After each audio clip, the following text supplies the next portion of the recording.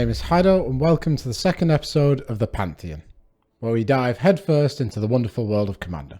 Without further ado, let's jump in and welcome to the stage Dominaria's #1 Gristlebrand Tribute Act. Villis, Broker of Blood. Villis weighs in at 8 mana of pure mono black demonic terror, so he is quite the investment, but it's more than worth it. The thing that really sets this commander apart is in his text box. I'll give you a moment to take it in. That's right, you did read that correctly. He has flying. And what an ability it is. Through this deck, you too can actually grow wings and flap all around your local game store. It's incredible. Oh, and he also does have some other text. Whenever you lose life, you draw that many cards. And you can pay 2 life and a single black mana to give a target creature -1/-1. Okay, so for 1 black mana, you can kill something and draw 2 cards. That's pretty good, actually. And now that I'm thinking about it, maybe it's a better basis of a deck than having flying. So okay, we'll run with it. He's also a meaty 8/8, so 3 swings and one of your opponents will be dead from commander damage. In testing, this deck has performed very well.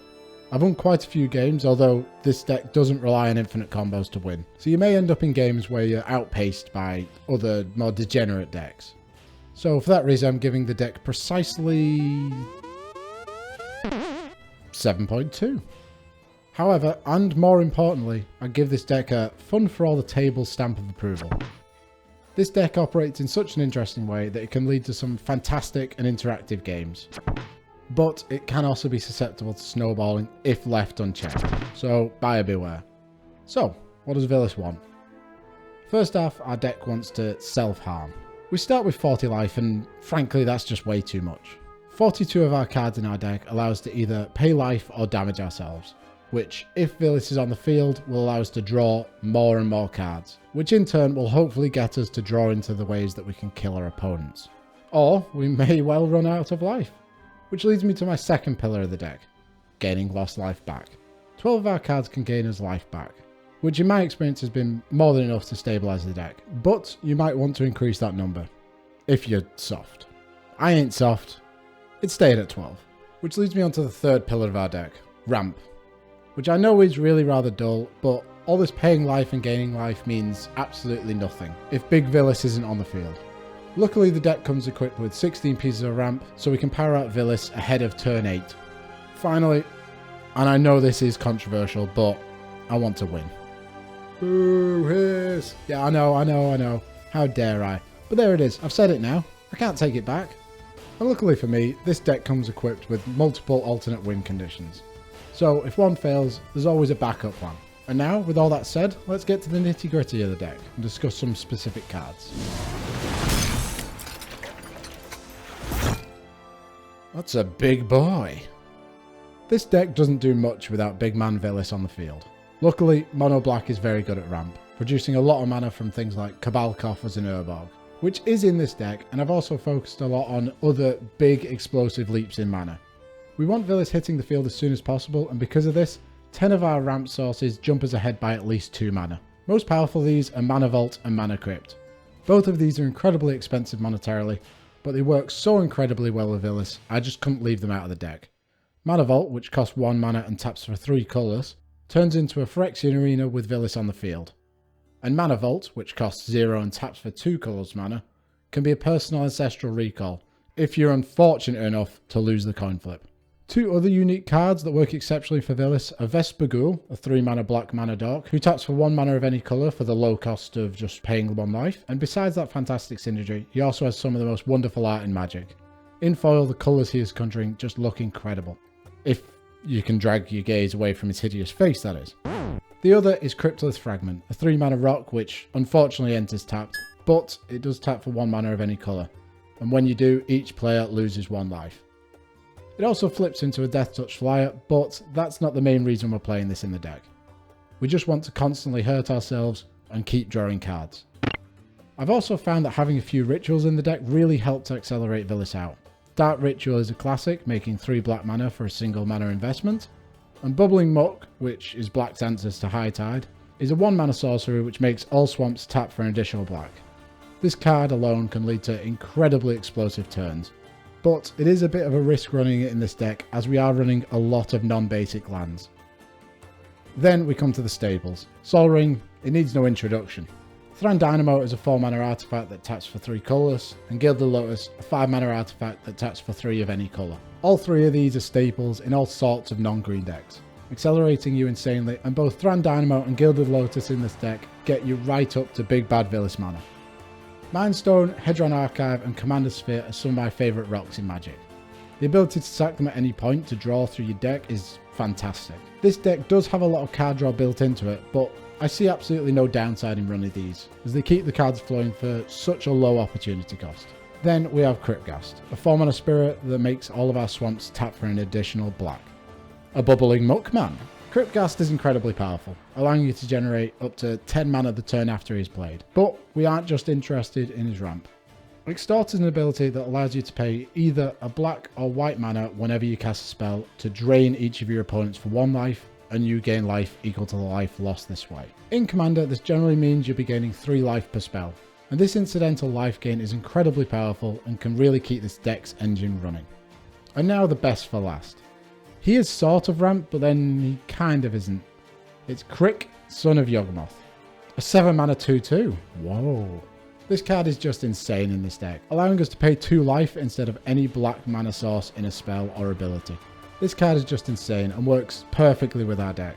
It allows us to cast Villis for 5 mana and then also allows us to follow that up by either activating his ability for 3 life, so we can draw 3 cards per activation, or we can fire off a few cheap black spells by just paying life. He even has lifelink to keep us afloat. I did consider having him as the commander of this deck, but you can't get him in foil, so he's essentially worthless. Greatness at any cost. We've got our thick boy on the field. Now what? Well, we want to hurt ourselves. Badly. I want cards coming out of all sorts of unnatural places. Luckily, I know just the sort of guys that can help us out, and what a bunch of lads they are. Blood Celebrant, Wall of Blood, and Doom Whisperer. These little fellows each have an activated ability that just costs life to activate, although Blood Celebrant does require 1 black mana to get his chain started. These are the cards you want on the field when you're resolving Villis. They allow you to draw an astonishing amount of cards. However, Doom Whisperer is a bit of a nightmare to resolve, as between each of the 2 card draws, you have to surveil 2. So please, for everyone's sake, hurry up. I did almost cut Wall of Blood simply because it can't attack, but upon weighing it up, having some more redundancy and being able to draw your entire deck is a pretty good trade-off. Although, if you are playing an Alesha deck, you can bring this guy back and swing for a ridiculous amount of damage with him. In the same vein, we have the old classic Necropotence, a 3-mana enchantment that makes you skip your draw step, and if you would discard a card, it goes to exile. Which is terrible, you know, cycling involves discarding cards. And I take it as a personal insult that this card hampers part of that game plan. However, you can pay 1 life to exile the top card of your library face down, and then put that card into your hand at the beginning of your next end step.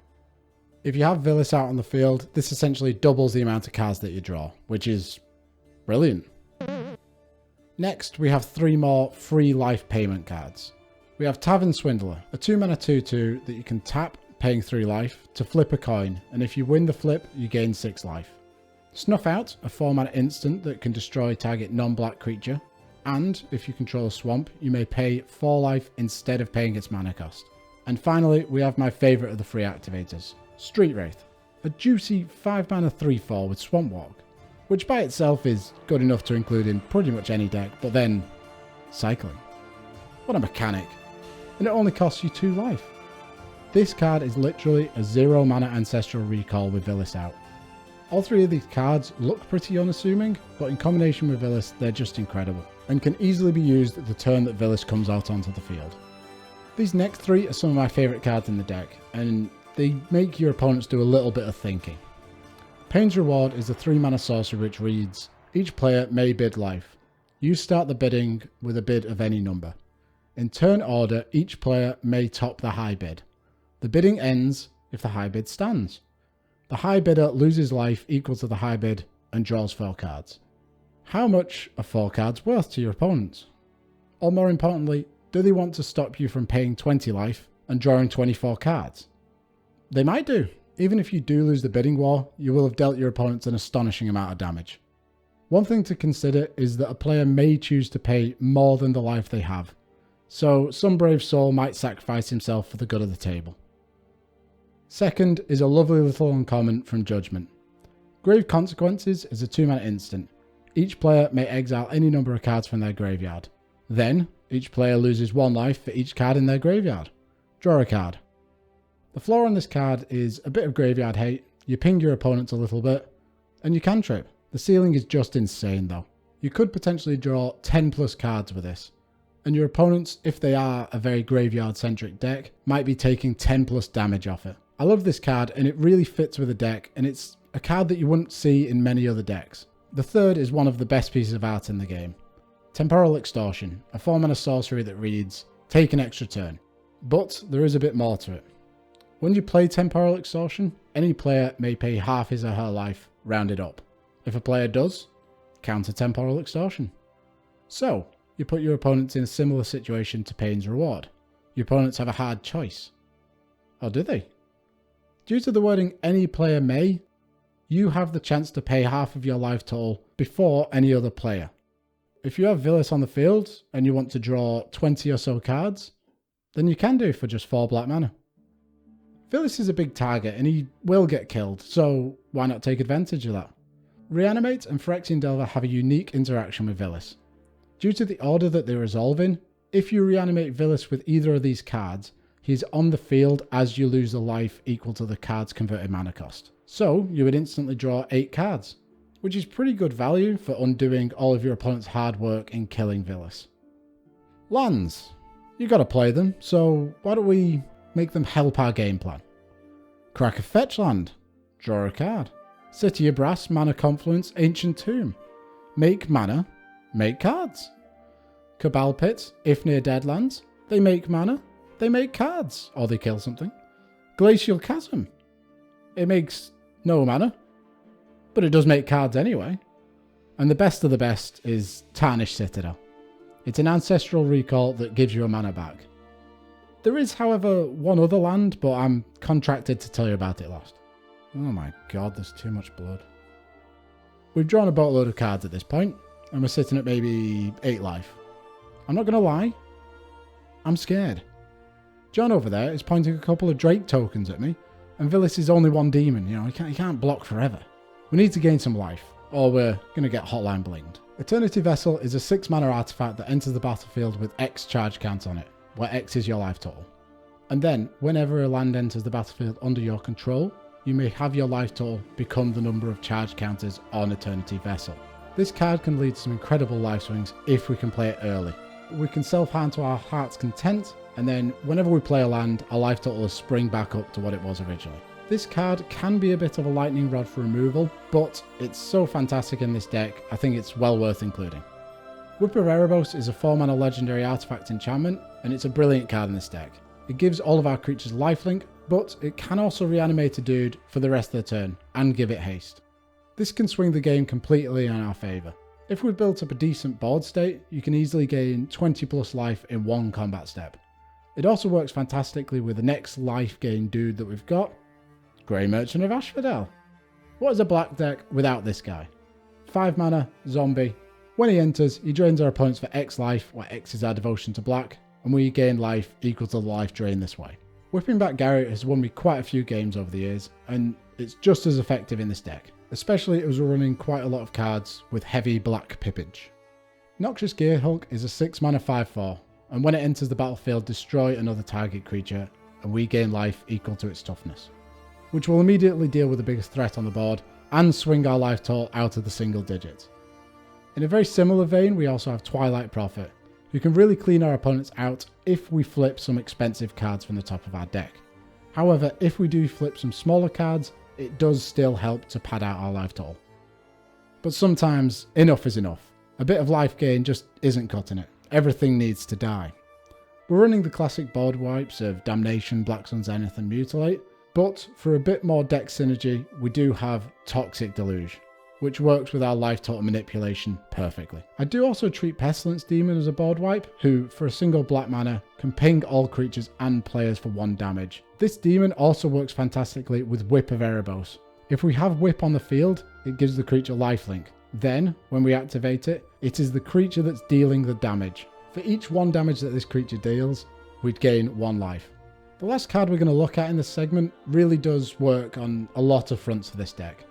It's Plunge into Darkness, which is a 2-mana instant with 2 different modes, and can be entwined for a single black mana. Firstly, you can sacrifice any number of creatures to gain 3 life for each one we sacrifice, which is a very cool last-ditch effect. Someone swinging in for lethal, we can easily sack our board, get into the higher reaches of life totals. The second half is pay X life, and then look at the top X cards of your library.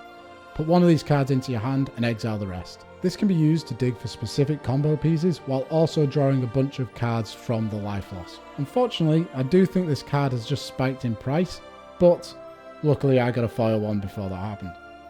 At least you're in a demon. So, you want to win the game. Alright, I understand it. We can do it. Let's go. With some style as well. In this deck we have 2 very specific cards which, when I found them years ago, I thought they were absolutely useless. But they work fantastically in this deck, and when it all comes together, it's mwah. For us anyway. Your opponents probably won't be so happy. Soul Conduit is a 6-mana artifact that has the ability to pay 6 generic mana and tap. 2 target players exchange life totals. Let me set the scene. You've just drained yourself down to 5 life. It's not looking good. Eric over there thinks he's big and hard on 35 life, so he swings in for lethal. You tap this bad boy, and now Eric's down to 5 life. And you all start laughing maniacally. Even if your opponents don't get cocky like Foolish Eric, you can also hold activating this bad boy over them, all political style. Manipulate them a little bit. But sometimes people can't be reasoned with. You need to bring them down to our level. That's where Repaying Kind comes in. 7-mana sorcery, each player's life total becomes the lowest life total among all players. Cast this and watch the game descend into chaos as people frantically try to make deals, form alliances, or if we've set up enough good attackers, we can go for the kill on the same turn that we cast this spell. We've drained ourselves down to 3. Play this card. Now everyone's at 3. We swing in with all of our idiots. Both of these cards will win the game, and they're pretty damn useless outside of this deck, so that gets a plus from me. Now, I'll be honest, I hate most people. You might say I have a hatred for them. Funny jokes. But hatred will win you the game. You don't even have to cast it on your own creature. If one of your opponents is swinging Alana or else for a bit of chip damage, we can cast Hatred, pump 39 life into it, and that player's done. Although, we probably will die on the backswing, but if you do have some patience and time it right, you can easily set yourself up to eliminate an opponent and still be in a good position. This deck can make an absolute ton of mana, so Torment of Hellfire and Exsanguinate work extremely well in this deck, but they both have unique benefits if we don't cast them for a lethal amount. Torment can act as a miniature board wipe, hopefully stabilizing you, while Exsanguinate can really pad out our life total. But finally, let's get to Villis' most important attribute. That's right. He's got flying. No. He's a demon. Liliana's Contract is a 5-mana enchantment that when it enters the battlefield, you draw 4 cards and you lose 4 life, which works fantastically with this deck already. But then it also reads, at the beginning of your upkeep, if you control 4 or more demons with different names, you win the game. Now, I have never won with this ability, but you can. And it's the trying that's the important part really, isn't it? Other than Villis, there are 6 demons in the deck. Doom Whisper is obviously an integral part of the deck with the paying life ability. Then we have Pestilence Demon, who again works very, very well with this deck. Next, we have Demon Lord Belzenlock, who pings us, draws us cards, a top bloke all around. Then we have Abhorrent Overlord. It doesn't really synergize with this deck at all, but it can generate a game-winning board state from nowhere. Okay, all pretty typical. Now we get into more interesting demons. Promise of Power is a 5-mana sorcery that can draw us 5 cards, lose 5 life. Again, something the deck is looking for. Or it can create an XX black demon creature token with flying, where X is the number of cards in our hand. And finally, My favourite card in the deck. I've seen this card for years. I've always thought it was garbage, but it's absolutely fantastic in this deck. Tomb of Arami. Honestly, who's ever going to be controlling an ogre to stop it from pinging us? And why, oh why, God, would I ever want to sacrifice all of my lands to make one 5/5 flying demon? But in this deck, it really can all come together to allow us to push through and get to that Liliana's Contract win condition. This is exactly the sort of card I love in Commander. It's useless essentially everywhere else, but in this, it's just...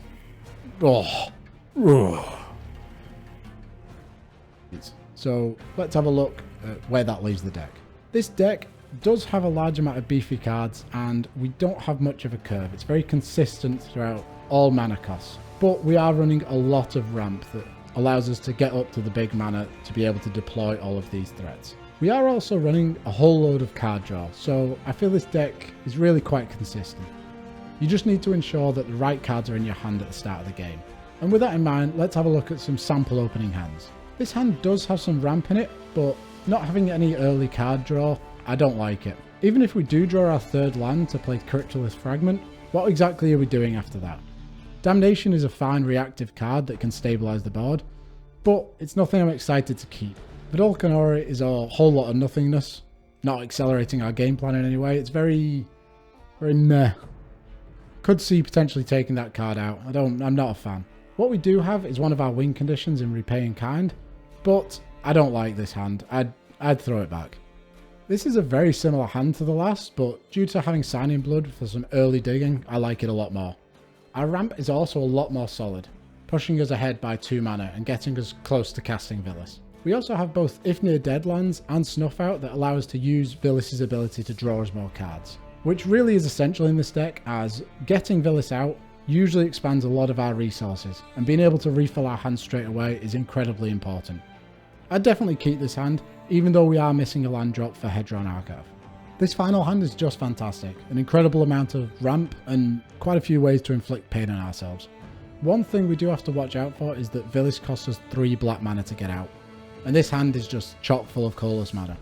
That could pose a problem, but I'm willing to keep it, and hopefully that doesn't come up.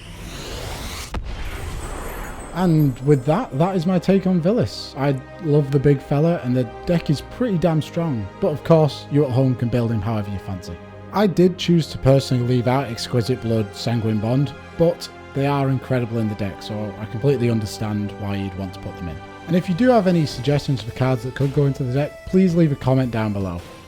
And with that, I'm going to stop talking now. But if you'd like to hear me talk a little bit more, please consider subscribing. So, bye.